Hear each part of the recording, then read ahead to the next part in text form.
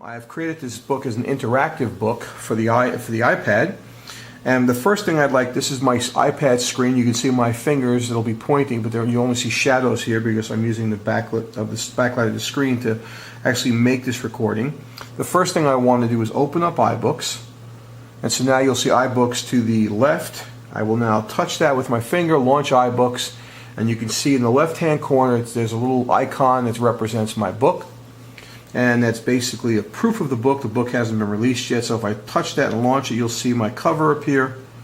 Then it'll open up to my dedication portion. And what you're seeing now is actually the index of the book. Okay?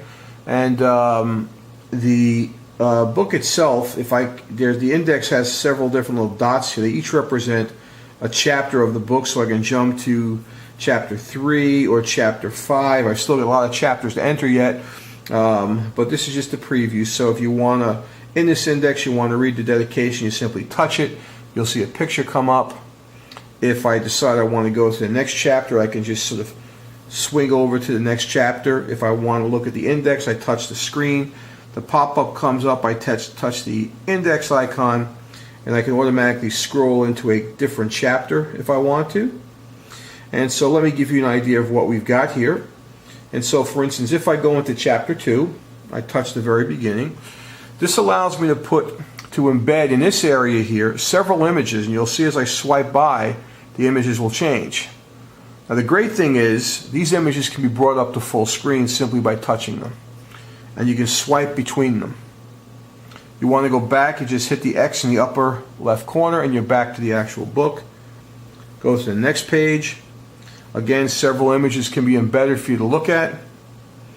If you want to see any of them full screen, again, you just touch it. Touch the X up in the upper left to go back. Come on down, and you'll see here again, you have more of these embedded files, which is very good for learning purposes since everything will be right where you need it. And if I go back to my index, and let's say we advance up to Chapter 5. So if I touch the first page of that, now what you're going to notice is that I have a figure which you can touch and go full screen if you want. Close it down. My text is here as well as the video. So if I want to play the video, I touch it. It starts to play. I can actually take this video and go full screen with it.